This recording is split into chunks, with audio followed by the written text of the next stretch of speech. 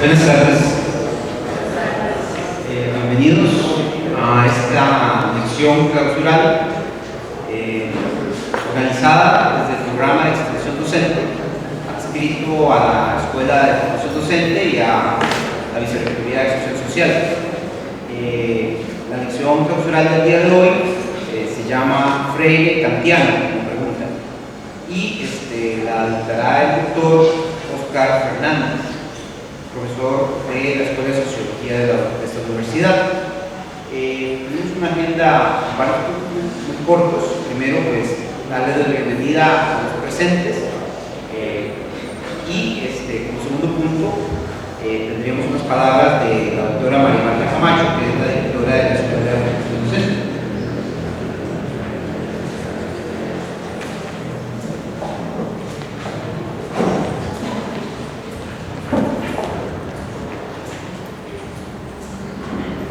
Buenas tardes.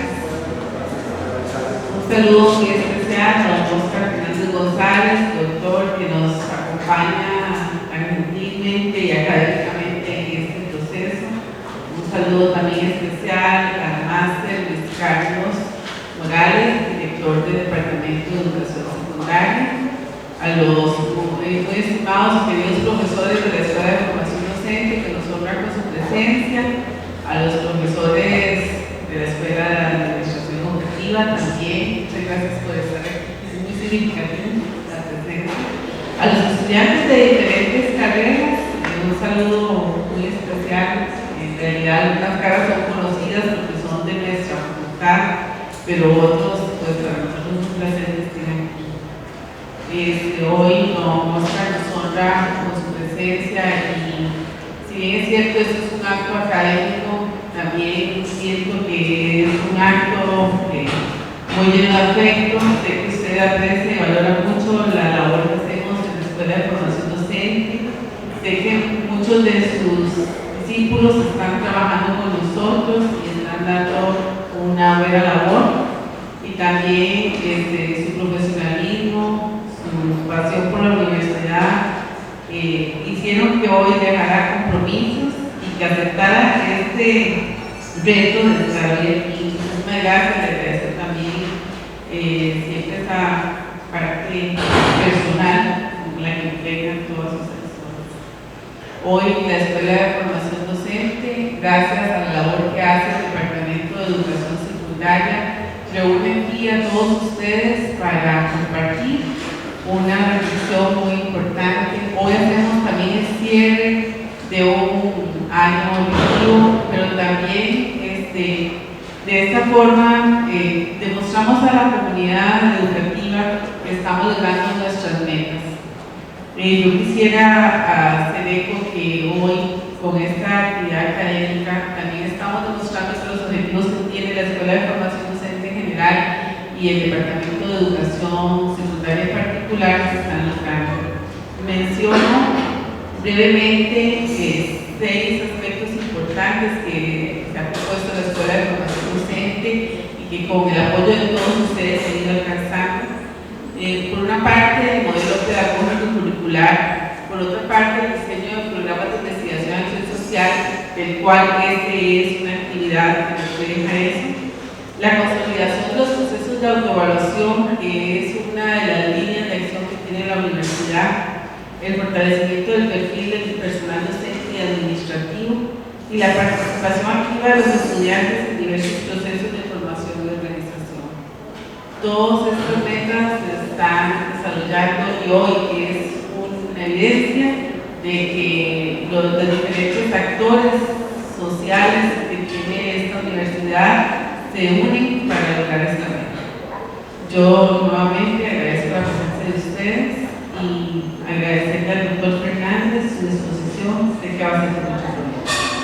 A todos, gracias por estar en este acto de cierre y los mejores deseos para este fin de año. Muchas gracias.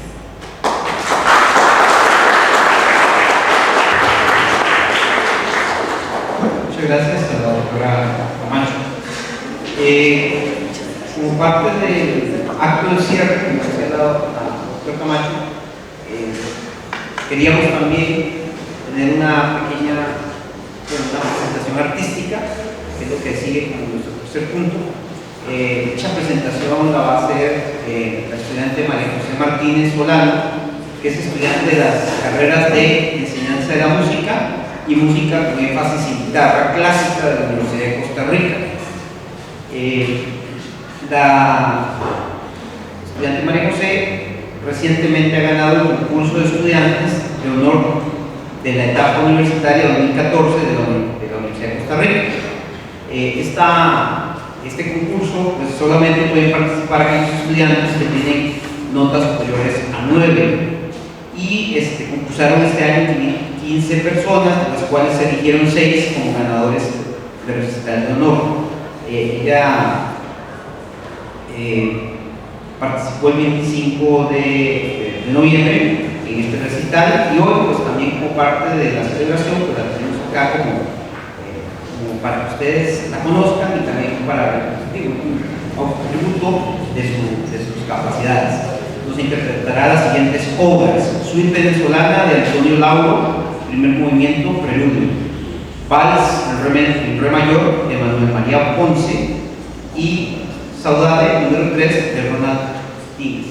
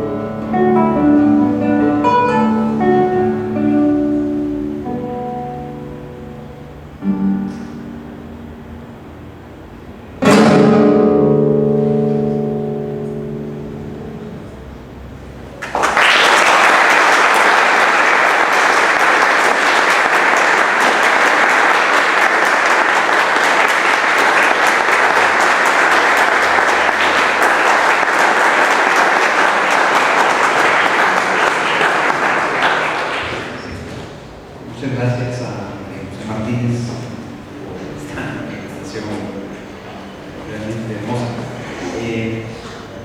Seguido, pues tendremos unas palabras del máster Luis Carlos Morales Zúñiga, director del Departamento de Formación Secundaria.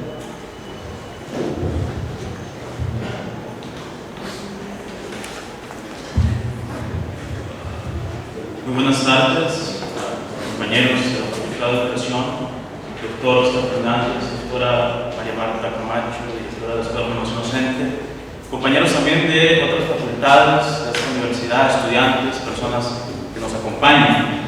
Este año, en el Departamento de Educación Secundaria, hemos asumido una serie de retos académicos importantes, proyectos de acción social, de innovación curricular, de apertura de espacios de discusión académica, que van desde charlas, conferencias, talleres y foros, hasta la actividad que esta tarde nos congrega. Son solo algunas de las tareas a las que nos hemos dedicado en este 2014 y sobre las cuales continuaremos trabajando. El fortalecimiento de la educación secundaria es nuestra labor. Aunque no sea exclusiva de nuestro departamento, la asumimos como empeño y con el deseo de establecer redes de cooperación, tal como lo hemos hecho este año, mediante experiencias conjuntas con el Centro de Evaluación Académica, con el Programa de Estado de la Educación, con profesores extranjeros, con la Asociación del Bachillerato Internacional, entre otros importantes colaboradores. Y destaco esta tarde la colaboración que nos ofrece el doctor Oscar Fernández como cierre de este fructífero año 2014. Don Oscar posee una trayectoria sobremanera destacada en el campo de las ciencias sociales y en su trabajo universitario.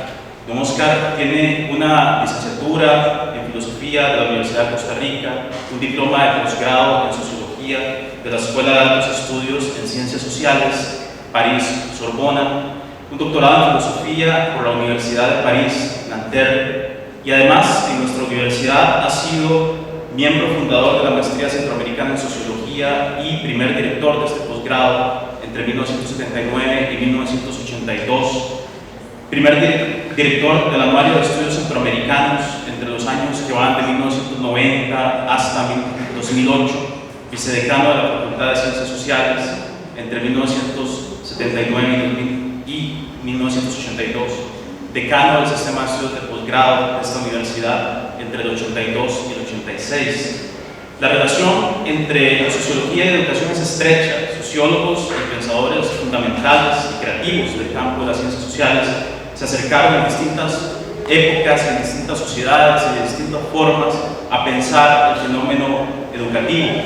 Émile Durkheim, Pierre Bourdieu, Max Weber, Karl Marx, Kant, Foucault, Freire, Constantino Láscaris. La lista es larga y yo a esta lista agregaría el nombre de Oscar Fernández. En su disertación sobre Freire, que fue su tesis doctoral, en su práctica docente, que yo he tenido la posibilidad de presenciar como estudiante, se nota, se aprecia con claridad el resultado de su pensamiento educativo y el trabajo que ha dedicado a reflexionar sobre la docencia, lo cual muchas veces ha manifestado que es una tarea que realmente asume con mucho entusiasmo. Don Oscar enseña sociología y cuando enseña también a enseñar. En cualquier conversación que se pueda tener con Don Oscar, el resultado es el entusiasmo por el pensamiento, por la reflexión y también el entusiasmo por la docencia. Cierro mi intervención parafraseando una sentencia que Jorge Luis Borges ha retomado de Platón. Dice: la palabra escrita es algo duradero, algo que yace.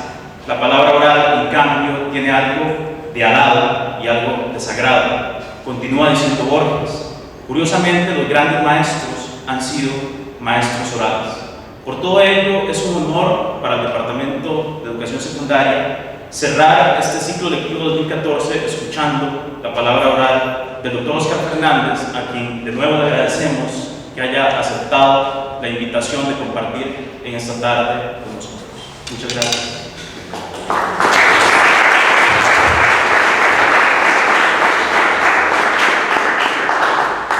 Bueno, seguido pues voy a dejar con Oscar Fernández. Ustedes han han tocado en televisión de Carlos, hay unos asuntos, nos ha marcado a una generación de estudiantes de sociología, tanto a nivel de grado como en posgrado.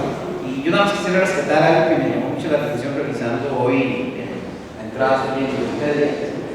Sinceramente no lo registraba. Dice, desde un punto de vista teórico, sus simpatías se orientan hacia lo que él ha llamado un postkantianismo sociologizado. Eso me llama mucho la atención, sinceramente. Pero bueno, pues dejo con Oscar. Muchas gracias.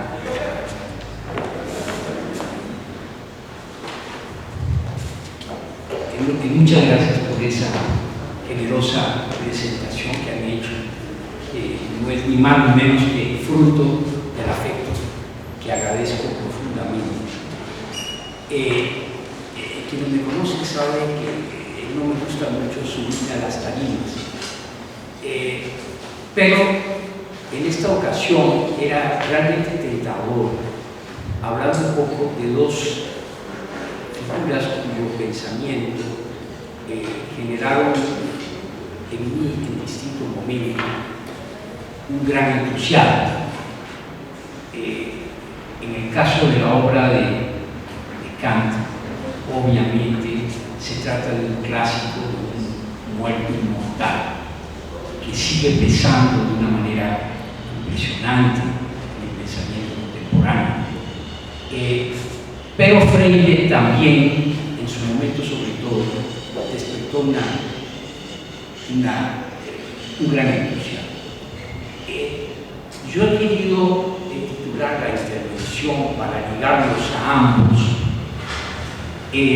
Freire kantiano, pero claro, precedida y sucedida de signos de interrogación, con lo cual lo que quiero decir evidentemente es que no está claro si podemos decir que Freire fue kantiano. No tengo interés en forzarle, torcer el brazo a Freire para ubicarlo en las filas del criticismo kantiano, parecidos de familia, para referirse a coincidencias que era posible observar. Así como en una familia es posible decir, parece que tienen los ojos parecidos, la boca parecida, etc. Yo creo que hay parecidos de familia. Y eso es lo que voy a intentar destacar y subrayar. La intervención que voy a hacer, la voy a hacer realmente bajo el formato de una clase, porque esto es una clase, y quienes me conocen como profesor, hay varios y varias aquí que han estado en mis cursos, lo cual me da un gran gusto, obviamente, volverlos a ver, ¿verdad? Sin duda alguna. Y por el afecto tan grande que les tengo, no solo la invitación tan gentil de la directora de la escuela, de la doctora Camacho, sino de Luis Carlos, de Javier, y hay un sinnúmero aquí de colegas y de estudiantes nuestros también que me conocen y que han pasado por mis cursos, que han tenido que padecerme en algún momento. Voy a proceder de esta forma. Voy a hacer primero una presentación de los autores muy breve, biográfica, subrayando algunas cosas, y luego voy a presentar un cuadro en el que intento mostrar esos parecidos de familia, así como alguien dice, vean ustedes, observen la nariz, observen la boca que tiene, esa es la idea, únicamente, digo, no me interesa kantianizar a Freire, sino simplemente mostrar de qué manera pesa Kant sobre Freire. Bueno,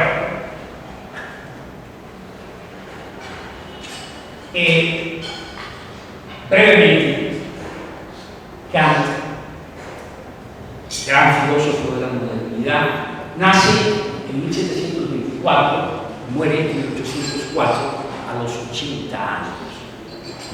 Hay que comenzar diciendo que ambos autores, tanto Kant como Freire, dedicaron en buena medida su vida a la educación. Kant fue un extraordinario profesor y se retiró a los 73 años. Los que le tenemos admiración nos sentimos fuertemente impresionados con esa decisión de haberse pensionado hasta los 73 años. Kant nació en Königsberg y Königsberg en realidad acompaña el nacimiento de Kant.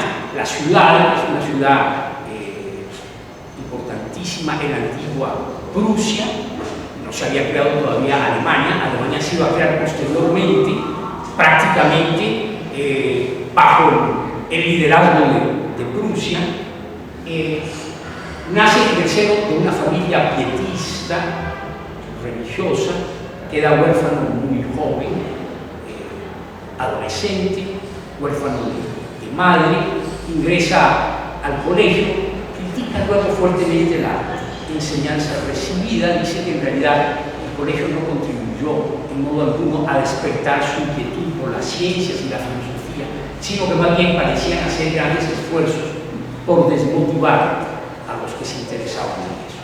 Bueno, comienza como el profesor privado y luego defiende su tesis en la universidad y se convierte en lo que se llamaba y se llama en la estructura universitaria alemana Privatdozent, que es en realidad quien enseña y que recibe directamente el pago de sus alumnos. Tuvo que esperar 14 años para convertirse en profesor titular de lógica y metafísica. Yo creo que ese es un buen ejemplo para los profesores interinos. Si Kant tuvo que pasar 14 años, en realidad hay que tener la paciencia que tuvo Kant, porque al final lo logró, evidentemente. A pesar de que fue 2 veces rector de la universidad, al final de su carrera se le prohíbe dar clases sobre temas religiosos. Es algo quizás que no se subraya suficiente, porque la vida de Kant aparece como una vida apacible, sistemática, tranquila, rutinaria. Las anécdotas de los biógrafos son múltiples. Kant, que siempre hacía su caminata después de almuerzo a la misma hora, y que había vecinos en Königsberg que ponían el reloj cuando veían pasar a Kant, lleno de manías simpáticas, ¿verdad? De neurosis obsesivas muy divertidas, ¿verdad? No podía sudar. Yo digo que Kant difícilmente había soportado el trópico. No podía sudar, se estaba cambiando todo el tiempo de camisa. Hacía sus caminatas envuelto para no respirar por la boca, porque decía que podían ingresar múltiples bacterias y virus por la boca. Se pasó más de 2 veces de lugar porque había un gallo que lo despertaba en la mañana y se levantaba sistemáticamente a las 5:55 de la mañana. Salvo un día que se levantó más temprano porque quería saber qué había pasado con ese acontecimiento extraordinario que se llamó la Revolución Francesa. Bueno, es un personaje notable. Pero bueno, lo más interesante de todo es que Kant comienza a decir cosas que no se dicen. Y eso, desde luego, cuestiona el status quo político y religioso. En un momento determinado, había gozado del favor del rey del momento, de Federico el Grande, que era un hombre extraordinariamente culto. Suspendió una vez el Consejo de Ministros porque llegaba a Königsberg Johann Sebastian Bach. Pero, como ocurre con esta historia de las monarquías, lo sucedió su sobrino, que prácticamente no tenía mérito alguno para ocupar el trono. Este era supersticioso, temeroso, tenía un ministro que se asustaba con cualquier cosa que decía Kant. Y entonces hay una célebre carta que le envían a Kant, en la cual le dicen que si continúa, es prácticamente una amenaza mafiosa, que si continúa diciendo lo que dice sobre temas religiosos, se expone a serias consecuencias. Ya lo ustedes. Eso significa significa para Kant realmente una reflexión fuerte en su expresión. Pero aún así continúa escribiendo. Los escritos menores de Kant son muy importantes, sin duda alguna. El artículo célebre, ¿qué es la ilustración? ¿Cómo orientarse en el pensamiento? Tiene un sinnúmero de textos extraordinariamente interesantes, pero sus tres obras célebres, como ustedes lo saben, son las tres críticas: la crítica de la razón pura, la crítica de la razón práctica y la crítica del juicio. En los últimos años Kant termina con una demencia senil terrible, termina defendiendo tesis absolutamente arrevesadas, como que hay una relación entre los gatos y la producción de electricidad. Y es doloroso, es decir, la mente más brillante y más lúcida probablemente del siglo XVIII termina en un estado triste desde el punto de vista de la lucidez, lo cual no significa que sus viejos alumnos no le guardaran un afecto extraordinario. Realmente cuando Kant se va, hay una gran fiesta para despedirlo, y cuando Kant muere, sobre los hombros de 20 estudiantes, Kant es enterrado. Es decir, eso muestra lo que fue su dedicación. Otro ejemplo notable: Kant se pasó enseñando, tenía jornadas de trabajo entre 16 y 28 horas por semana.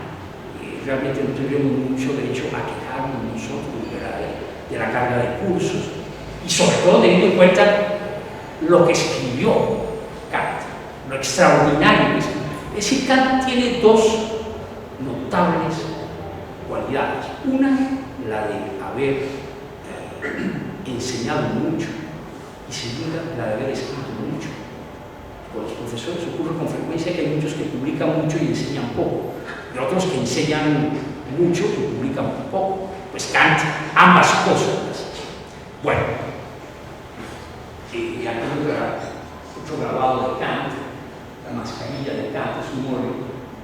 Bueno, y nuestro segundo personaje es Paulo Freire, que probablemente para quienes han seguido la actividad del curso es más conocida realmente, y han tenido que leerlo. Freire nace en 1921 y muere en el 2007. Nace en Recife, en el noreste brasileño, en una región muy pobre, queda huérfano de padre, con dificultades económicas. Estudió Derecho y Filosofía, nunca ejerció como abogado, y se inició, esto es importante subrayarlo, se inició como profesor de secundaria, inició trabajando como profesor de colegio. Luego dirigió el Departamento de Extensión Cultural de la Universidad de Recife, y en el año 62, durante el gobierno populista de João Goulart, inicia una experiencia de alfabetización concientizadora extraordinaria.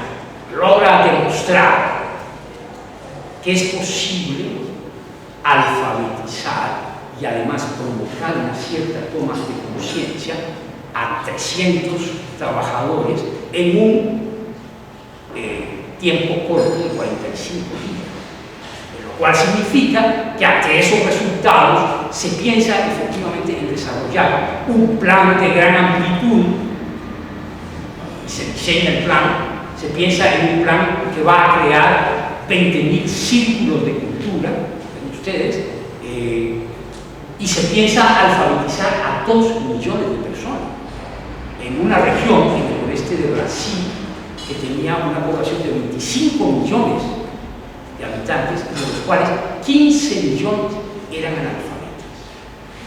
Y eso tenía consecuencias políticas, porque en ese momento, para votar en Brasil, era necesario ser alfabetizado.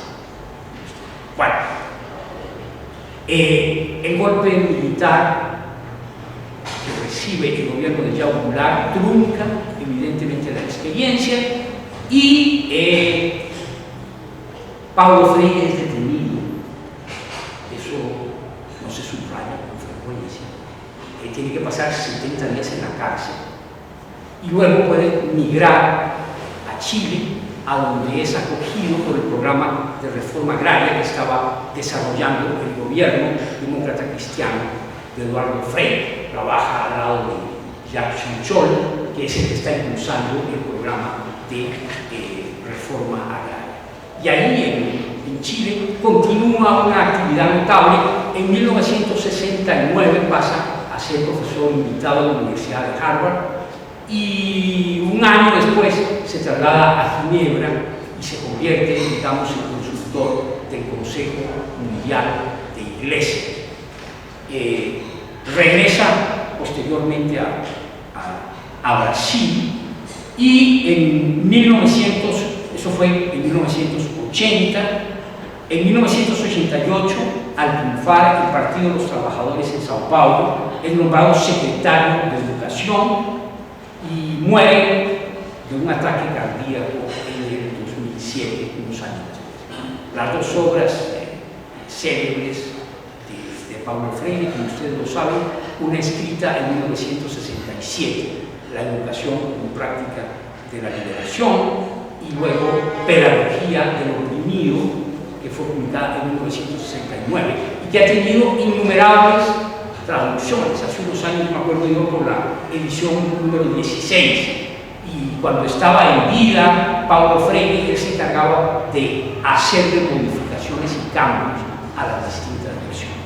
Bueno, hay una foto aquí de Paulo Freire y hay una fotografía que quiero incluir porque me lo sugirió tanto Javier como Luis Carlos, que me parece simpática. Es esta foto. Yo tenía ahí 22 años. Fue en 1970 en Lima, en Perú. Paulo Freire tenía unos 50 años. Entonces, pues ahí coincidimos en esa actividad. Me hubiera gustado también presentarles una foto con Kant, pero comprenderán ustedes que habría tenido que hacer un truco, ¿verdad? Que habría indicado falta de seguridad. Bueno. Voy a mostrarles el esquema. Les prometo que ya no hay más diapositivas, se acabaron.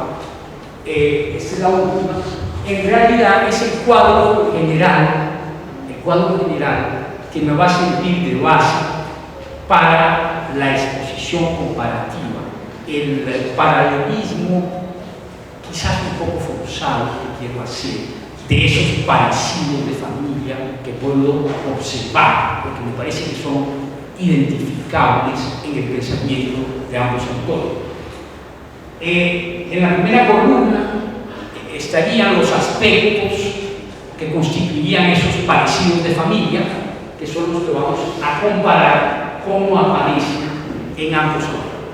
Ven ustedes un poco la concepción antropológica de ambos, la representación de la condición humana, la importancia de la crítica, cómo se conceptualiza la relación con los otros, la crítica, la educación predominante, la apuesta por la educación, la visión de la historia y del futuro. Voy a proceder sin tener que dedicarle el mismo tiempo a cada uno de estos aspectos. Van a ver ustedes que algunos se clarifican conforme los vamos desarrollando.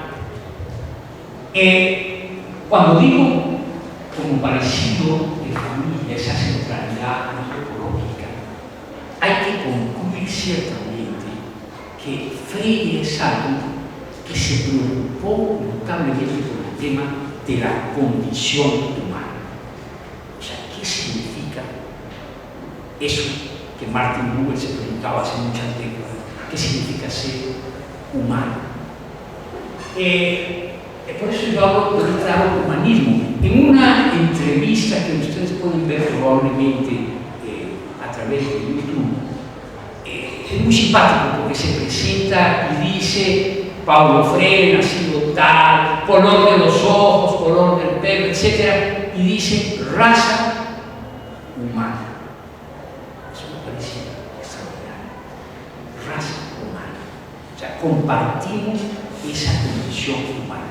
Francisco B. Ford, un notable sociólogo, probablemente de los más grandes especialistas latinoamericanos en el análisis temprano del populismo, y que creo que tuvo alguna relación de parentesco con Freire, decía que su conceptualización filosófica, antropológica, podría situarse dentro de lo que podríamos llamar el existencialismo cristiano.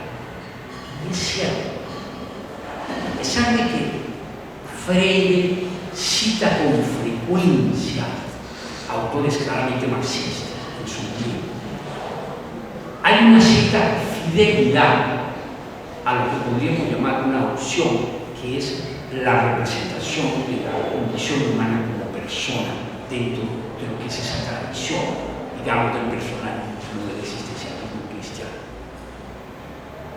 Yo querría subrayar algo que me parece importante y creo que es el momento de hacer. Cuando resulta que hay una especie de resurrección del budismo desde el punto de vista teórico, Paulo Freire es un excelente ejemplo de lo que podríamos llamar cierta hibridez teórica. Y yo creo que hay que reivindicar la importancia de la hibridez. Freire cita autores muy distintos, de procedencia teórica muy variada, y los hace más o menos reconciliables. A mí me sorprende porque citar a Erich Fromm y citar a Althusser, por ejemplo, en un momento en que estaba en lo más candente el debate sobre si podía hablarse de un humanismo marxista, cosa que sostenía Fromm y cosa que negaba rotundamente Althusser, cita a ambos, y eso no parece plantearle problema. O sea, yo creo que así como en biología es posible hablar de hibridez fecunda, hay híbridos fecundos, podríamos decir que en el caso de Freire hay un esfuerzo por sintetizar que lo hace profundamente original, a pesar de un estilo y de un tono que a veces es un poco grandilocuente, una retórica un tanto ampulosa, un poco épica, y hay que entenderlo por el entusiasmo político general que se vivía en ese momento. Era un periodo de grandes transformaciones en América Latina, y a pesar de que, por ejemplo, en el sur se instalaban las dictaduras militares, en América Central vivíamos un periodo de gran esperanza por las revoluciones que estaban en curso en los países, en los otros países de América Central, en los países del sur. Bueno, claro, humano, en cambio, digo yo, interrogante central sobre la condición humana. Ustedes conocen probablemente la célebre afirmación de Kant, que hace unas consideraciones sobre el curso que ha dado en 1765, en la que dice: mi tarea es someter a crítica la razón. De eso se trata, para ver su alcance y para ver sus límites. Si la razón no se somete a crítica, la razón es dogmática, ¿cierto? Y en este texto, dice Kant, hay por lo menos tres preguntas centrales. Una primera pregunta es: ¿qué podemos conocer? ¿Qué nos es permitido conocer? Y a eso dedica Kant, como sabemos, la crítica de la razón pura. La segunda pregunta es: ¿qué podemos esperar? Perdón, ¿cómo debemos actuar? Y a eso dedica Kant la crítica de la razón práctica. Y la tercera pregunta es: ¿qué podemos esperar? Y a eso dedica Kant precisamente la crítica del juicio. Pero dice Kant en ese texto, las tres preguntas se resumen en una fundamental, que las abarca todas. Y la pregunta es: ¿qué es el hombre? O sea, preguntarse por lo característico, lo definitorio de la condición humana es realmente el propósito de Kant, sin duda alguna. Luego va a escribir